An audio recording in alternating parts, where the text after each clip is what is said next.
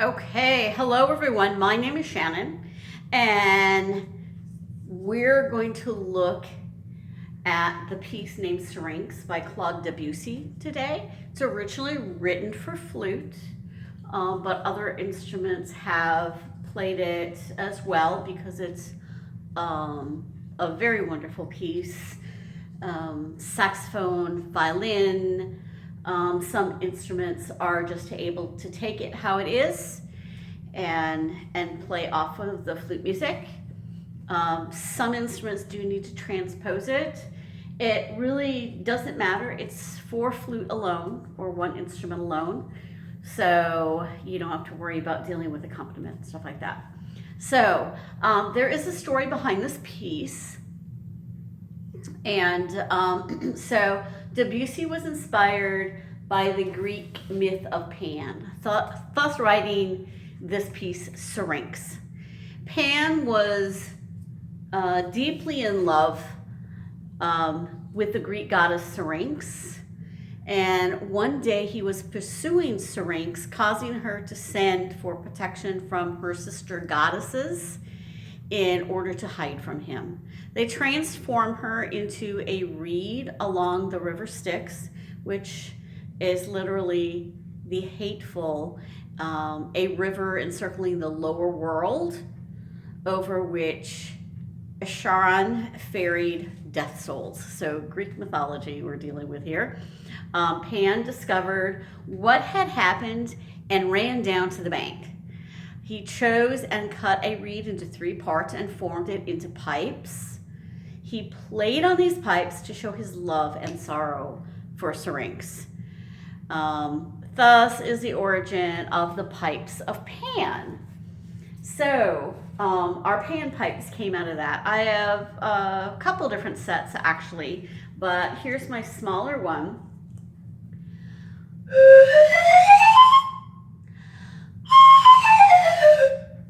These ones play the best, they're the most secured.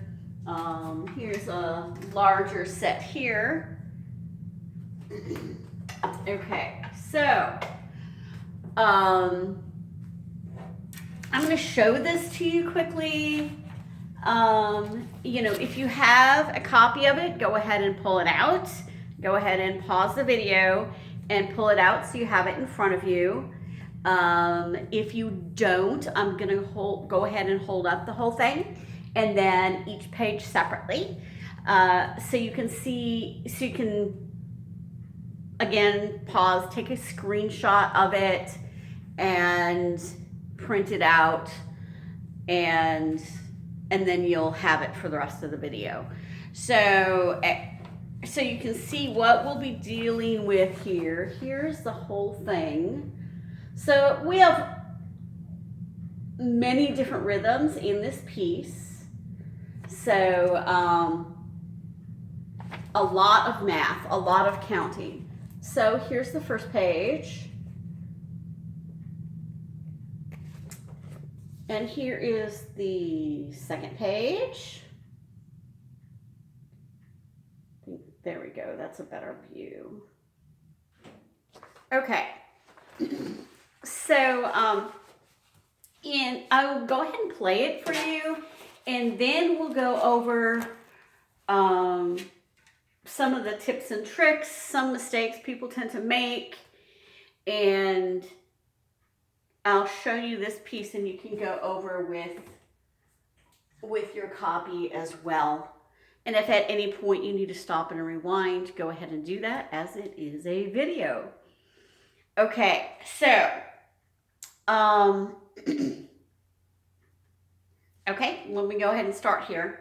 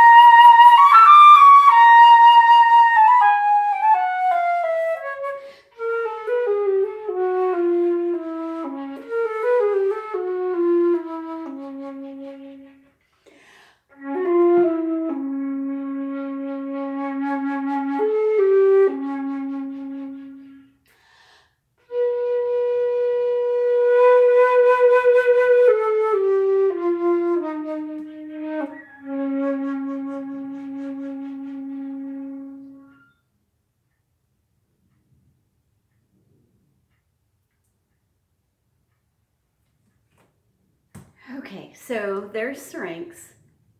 Gorgeous piece. How can you not love it? So we're going to go through some detail with some of these things.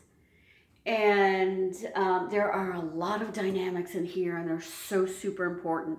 When you're playing this, you want to think of the story that I told you. And actually, let me go ahead and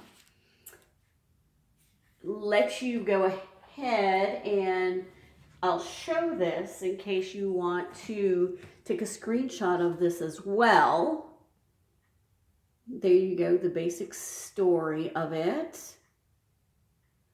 And there are other things out there. There have been articles in Flute World and, lots more detail gone into. So like a whole masterclass on it. So a couple hours, half of a day on just this piece. So there's a lot of things with this that can be delved into for sure. So we're going to go through just a few things here. I'm going to use my conducting stick to help us out a little bit. So I think it's going to be a little better without that light shining on it. And let's get us back a little bit. Okay.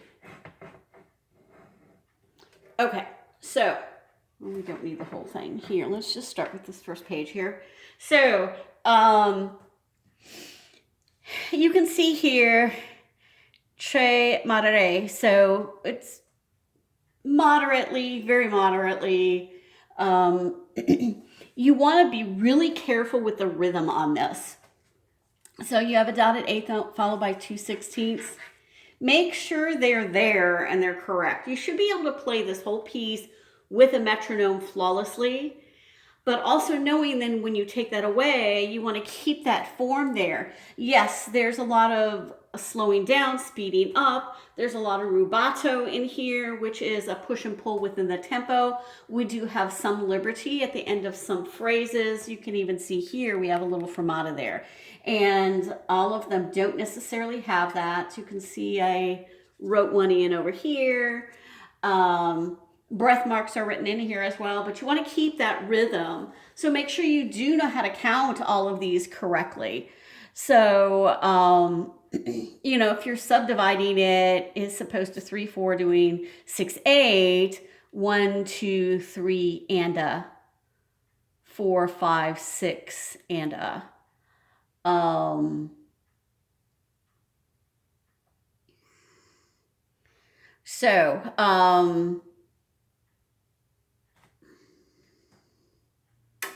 Sorry, so then it would be 9/8. So regardless, you want to make sure that they're in correct relationship to each other.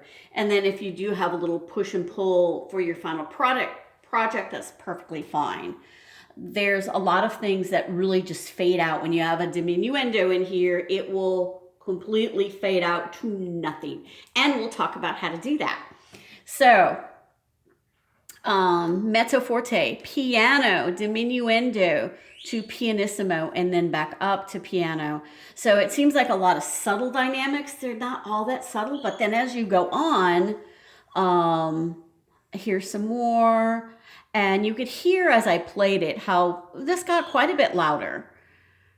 And as you go through the whole piece, it builds with intensity and the dynamics get larger and larger. So all of these things need to be well exaggerated to come out well. So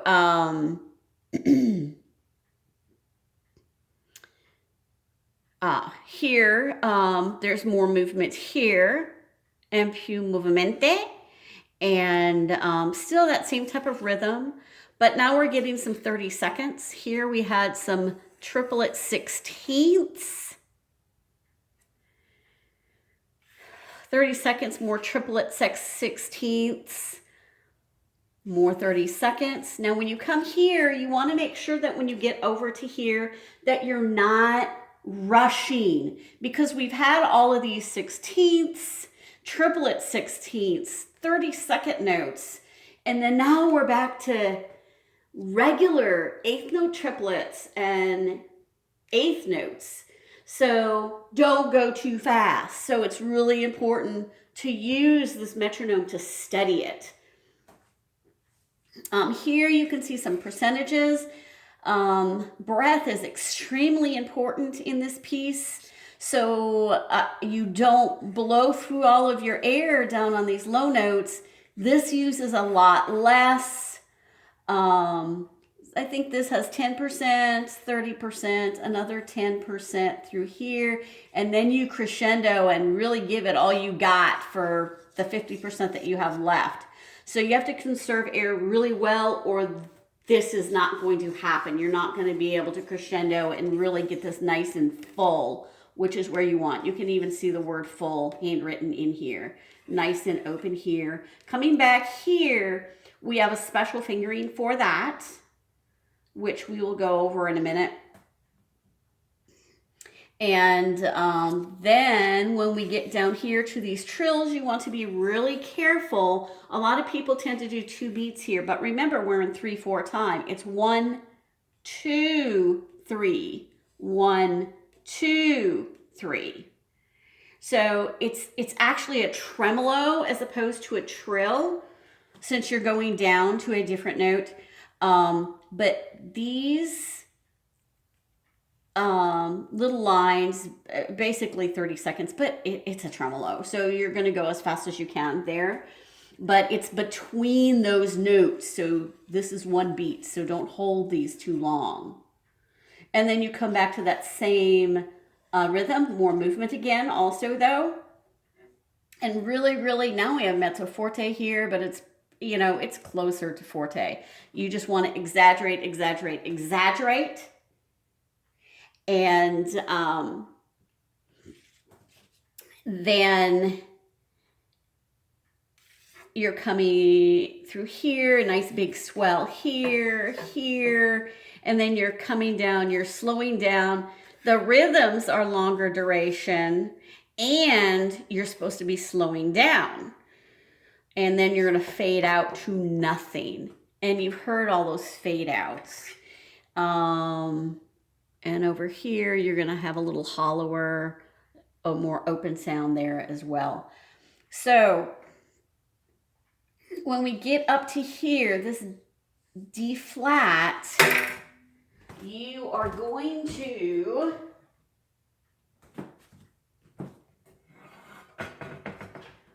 as you come off of here,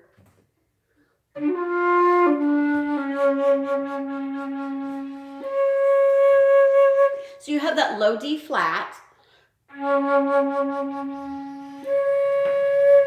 and you're just going to lift up this hand. Now, when you're trying to get softer and fade out, you just really want to pout and continue to pout more and more and more, and then more of the air is going up and over, so it just kind of dissipates and gets out of the way without having that abrupt ending. So the more that you pout, the more air is going in some place it shouldn't be going, and less is going where it needs to be going. That helps soften the sound. And so where it can just die out to nothing. And that's definitely something you want to spend a lot of time on with this piece. So all of these little subtleties take a lot of repetition. You may just be on one note for an hour trying to get it just right. Or the breathing in this section and other sections. So you want to watch these breath marks.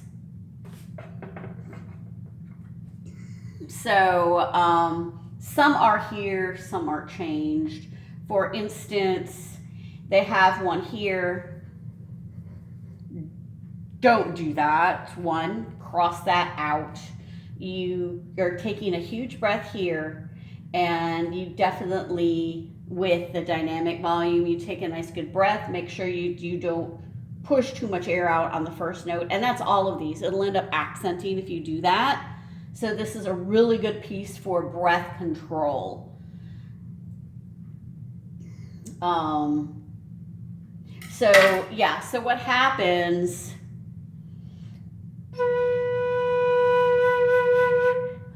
is nice and controlled, and if you do,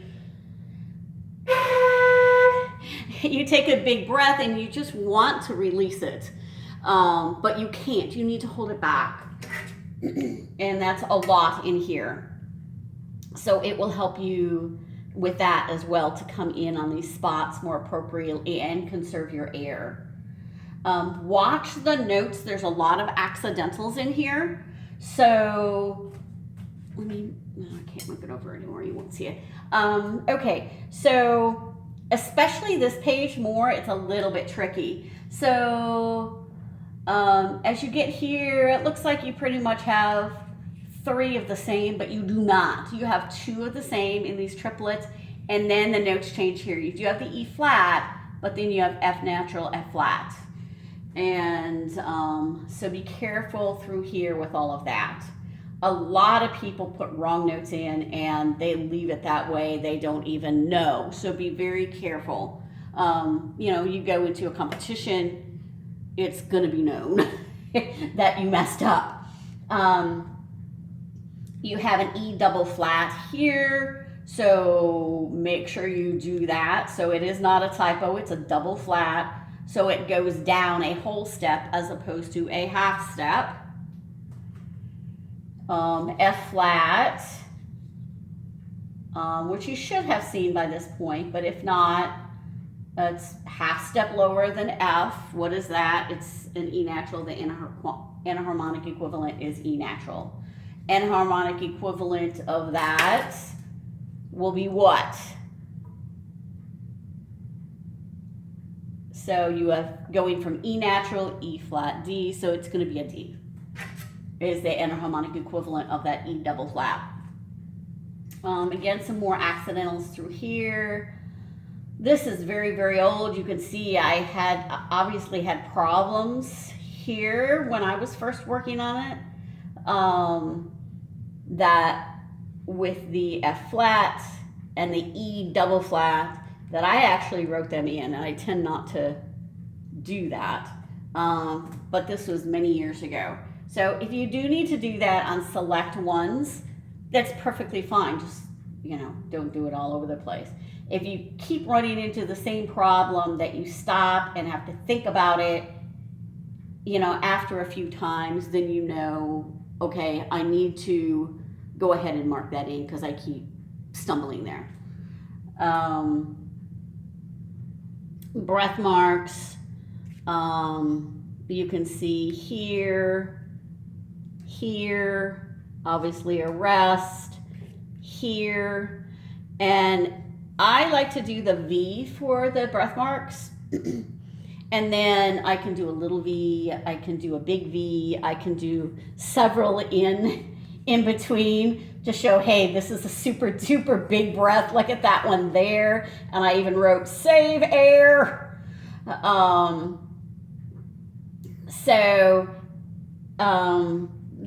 That's important to do that. If you have one, here's one in parenthesis. So it's, hey, if you really have to, go ahead and take it. So if you have any of those, you want to practice it both ways. You hope not to use it, but in case you may need to, practice it both ways. Otherwise, you'll definitely make a mistake when you get there. If you go into a performance and you hadn't practiced it, you're going to fumble. So we don't want that. And you can see this written in, so this is right. It's an accelerando, poco a poco. So a little by little, accelerando all the way to here. And then more movement again here. Obviously, cedes is retardando here. You get some more rubato, but you have rubato through all of it. It's a given. And diminuendo here. Okay, so marked, this is the accent here. So the next thing we're going to talk about is vibrato. So vibrato can be really cool with something like this. So I have more on this second page. Okay, so this next page over here, you'll see you can do this throughout, but this is definitely more obvious here at the end. So you can use vibrato, turn it on, turn it off, faster, slower, however, as long as you've learned vibrato correctly. And so here, if you're not using vibrato, you're going to be softer. So vibrato intensifies things. So you can play with that a little bit. So for example, here, the D flats here, so you're coming in, you have vibrato, keep the vibrato here, and then go to no vibrato, fade into no vibrato here, and it's going to enhance that diminuendo there. And then starting with no vibrato here on this half note, and then as we're going into this accented B, then put some vibrato in on here, and that will in itself give you the accent, and then you won't have a hard accent. It's just a nice subtlety, and it does accent the note without it being harsh. And then you come down through here. Perdendo-si is fade away. Retenue, stretch, slow down or stretch. So just stretch these 5 out a bit. And then when you start this, start with vibrato, and as you're getting close to starting to taper off, then go ahead and get rid of the vibrato. Gradually pull that off, and then do that pout thing, and that will work there. As if you can't see, this has 50% of the air, this last note.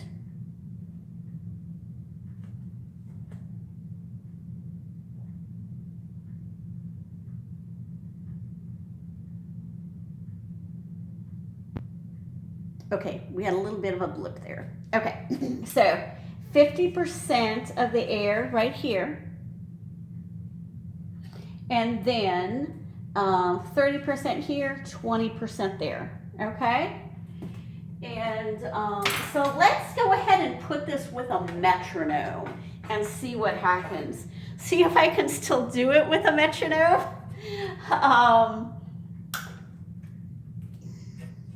And then you can see what that sounds like.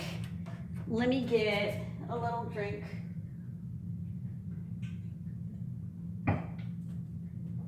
Flutus mounds tend to dry out quite quickly.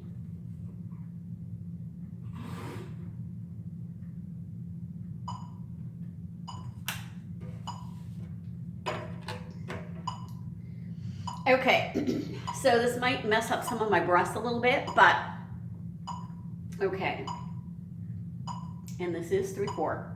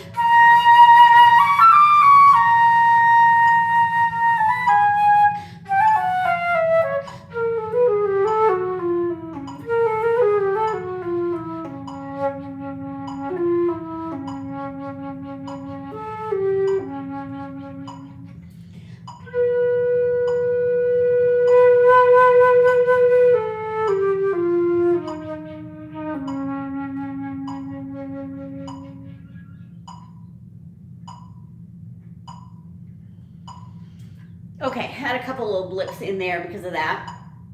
But also thought of one other thing for you. You're tonguing through this. There are a lot of slurs, but a fair amount of tonguing as well. So some that are like piano, you need to come in really soft. So normally when you're tonguing, you're gonna tongue anywhere. Your tongue is gonna hit anywhere from the tip of your top teeth up to where the top of the teeth meet the gums. I like to do the tip. I've done different things over the years, and that's where I have been settled for quite some time. I like it. It's a softer attack.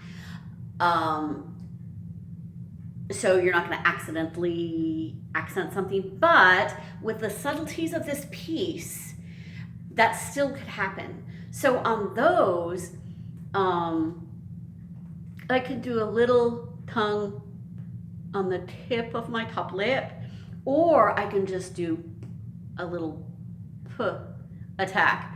So it's nothing. It's just that as I push the air out, it opens a little spot in the lips and then comes out that way. So as you can see with this, the phrasing is really important. The cool thing about it is that you have either rest, breath mark, fermata at the end of the phrases. So visually, it is easy to tell where the end of these phrases are. And the dynamics help pull that out as well. So gorgeous, gorgeous piece. So if you haven't played it yet, I would definitely recommend it, work on it. It's great in a recital program. It's great if you're doing like a student recital, you're just doing one piece. This is great.